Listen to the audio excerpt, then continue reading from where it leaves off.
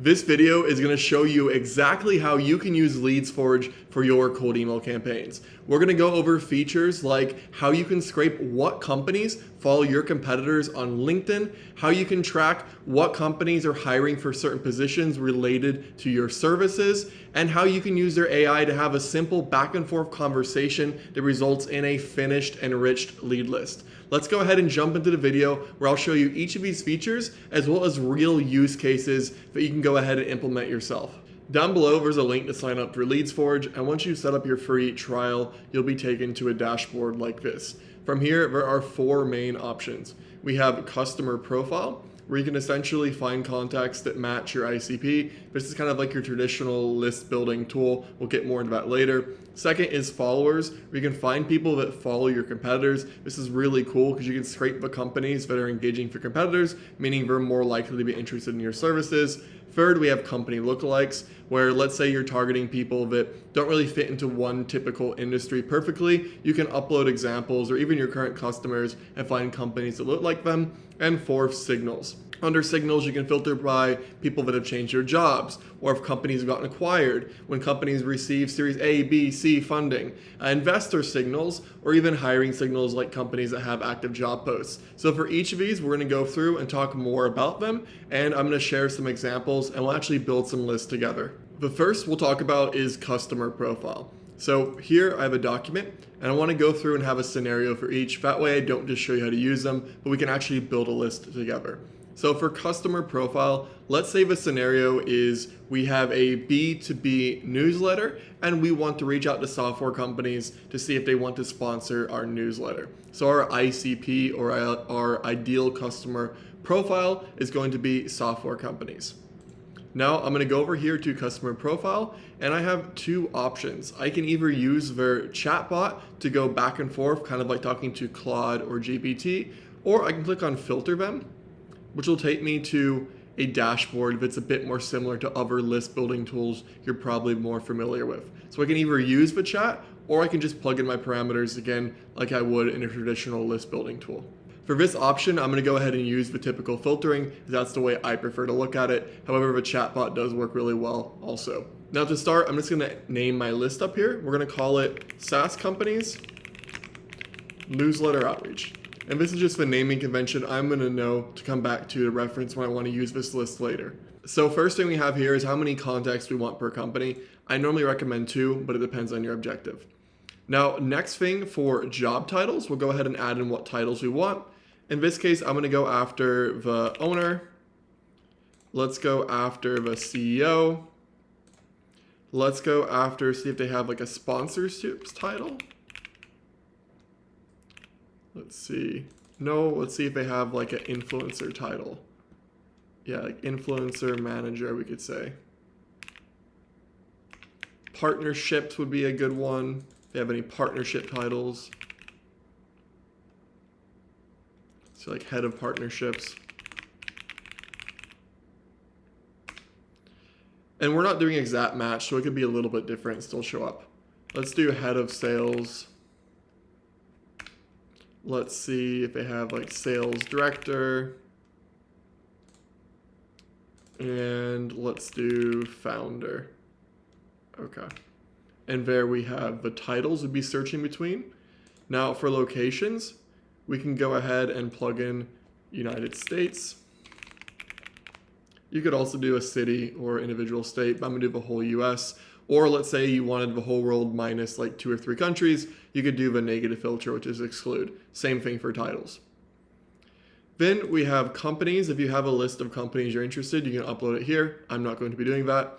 You can check the company's headquarter office locations. It's not relevant for me. I'm going to skip that. You can also check the tenure at the company. So how long have they been working there? Not relevant for me, but it could be for you. And industries. Now for industries, I'm going to go ahead and plug in software development. And I could also do a negative keyword here if I want. Now, company keywords, I can go ahead and add some, but I want to match or exclude. I'm going to do exclude. I'm going to type in agency. Or we could say No, just agency is fine. So I want software companies, not agencies that do software development. So I'll add a negative keyword called agency. Now, one thing too is you might have to play for search a couple times. Normally I do a smaller search, check out the results, and I go back and refine. Language, not relevant for me here. For in the US, they probably speak English. Technologies, also not relevant for me. Revenue, I'm not too worried about it. Funding, I'm not too worried about it, but you could put in, Series A, Series B, wherever they are, and company types. Company types are going to be like if they're a nonprofit or government agency, not too relevant for me here. Under others, you can plug in the company size by employees. I like to do this. I'm going to do a minimum size of 5 employees and a maximum size of 1,000 employees. From here, I'm going to click on enrich contacts. And I want the work emails, and let's say I want the LinkedIn. I don't need the mobile number. So let me go ahead and click on Start Enrichment. It'll cost me 20 here. So we'll click on Start Enrichment, and with those filters, it's going to give me 10 contacts. Now, obviously 10 is very small, but this is just an example here. Now, what I like to do here is go ahead and go to a few websites. I've opened up a couple. We have Xnote. This is software hardware. Canals, it's an AI software company, and TopSport, an AI monetization infrastructure. So these all fall into the B2B software category I was hoping for. Now that I have my 10 contacts and they look pretty good, I would go ahead and run this again, but the next time I would go ahead and do 500, 1,000, or even up to 10,000 if I want to. So that's gonna be your first option when it comes to using Leadsforge. And once you're ready, by the way, click on export. You can download as a CSV. That's what I normally do. However, they do have integrations such as Salesforce, HubSpot, or their own native tool, Salesforge. The next feature we're going to go over is one of my favorites. It allows you to see what companies are following your competitors. This is super helpful, as if somebody is following a competitor of yours, they're either engaged with them or at least considering engaging with them or have some connection, which means when you reach out to them, there's just a much better chance that they're going to be interested in what you offer. And it doesn't just have to be a competitor. It could just be that you have a company and people that work with them are also likely to work with you. So let's go ahead and see what this looks like. So for this scenario, let's pretend we're selling direct mail. This is actually what I do. I do direct mail prospecting for B2B companies, helping them land large enterprise deals. Now, my ICP is any company that's using cold email for the most part, right? If they're using cold email, they're much more likely to try direct mail. So I want to find companies that are following cold email companies.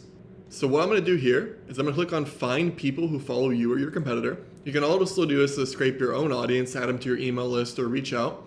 We're going to name it Followers of Salesforge. I'm actually going to scrape people that are following Salesforge for this example. So I have Salesforge page right here. You can see that they have 11,000 followers on their company page. And I'm going to go ahead and plug in a LinkedIn profile. Now, I could also do a company website, but I have a LinkedIn profile, so I'm going to plug it in right here. Now, once it's plugged in, I can plug in the location. I want to do the United States. I can plug in job titles. For this, I'm going to do CEO, or let's do founder actually. Co-founder is fine. So you can do like partner. Yeah, let's just do that. Or we could do, let's see, acting chief executive officer, sure. So we got a few titles there. Departments, not worried about this. Seniority, I'm not worried about this. Then I plug in how many I want. For an example here, I'm just gonna put in 10, and we're gonna go ahead and click on extract. And once you click on extract, it'll go ahead and start looking for them. This does take a little bit longer. For me, it takes anywhere from few minutes, sometimes up to 24 hours, depending on the list, and I'm also guessing their own internal queue system.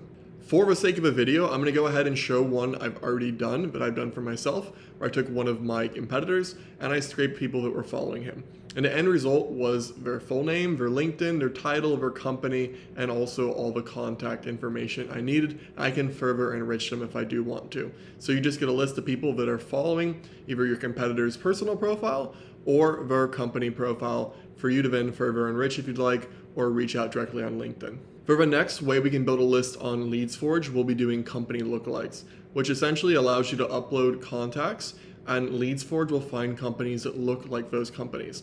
For this scenario, let's say that we're selling retention marketing like email marketing or SMS marketing, and our ideal customer persona is industrial components companies.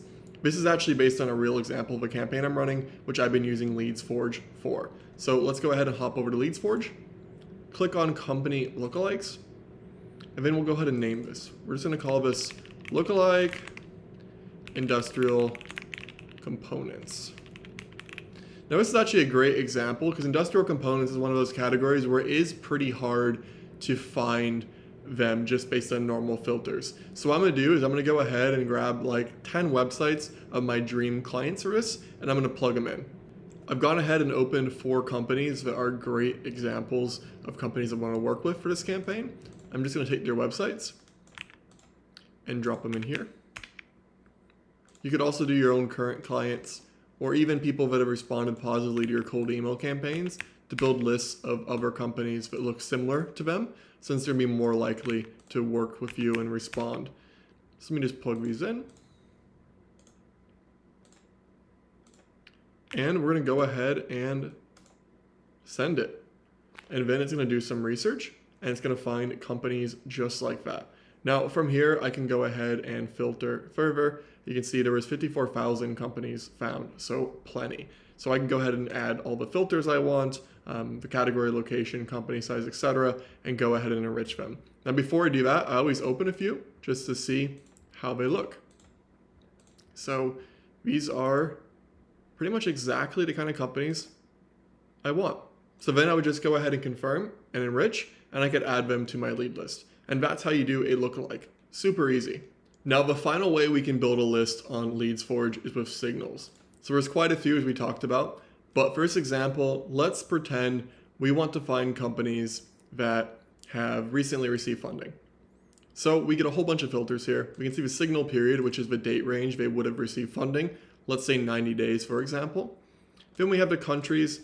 Let's say I want to do the United States. I want to do the United Kingdom, and let's do Canada and Australia. Then the category of company, if we're interested in that, we could say something like, let's see what we have as options here.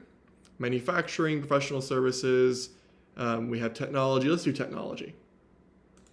So once we've done technology, we can also do a subcategory. For example, if we wanted to do AI or SaaS, cyber, or dev tools. They have quite a few here. I'm just going to plug in AI, SaaS, and cybersecurity, for example. Then we check the funding round. I'm not too worried about this. The funding amount, we could also filter by that. Let's say people that have raised a minimum of $100,000. And we could then filter also by how many employees the company has or the founding year. Then I'm just going to do an example where we take 10 companies, and I'm going to go ahead and extract them here. Now keep in mind, I haven't done much filtering in terms of the type of company, just pretty broad.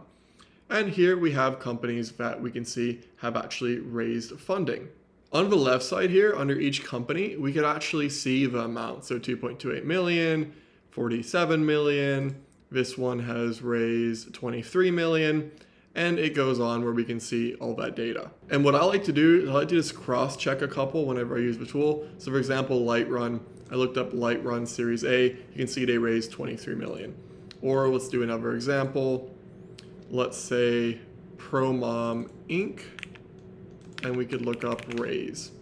See, ProMom Inc. raises $3 million or 3.6, and it's right here, 3.57.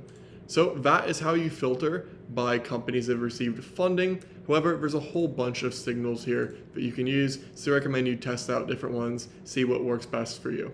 And there you have it. That is how you use Leadsforge to build lists for your cold email campaigns. There is a link below to a free trial if you want to check it out for yourself. If you have any questions, go ahead and leave them in the comments, and I'm more than happy to answer. Thanks for watching, and I will see you in the next video.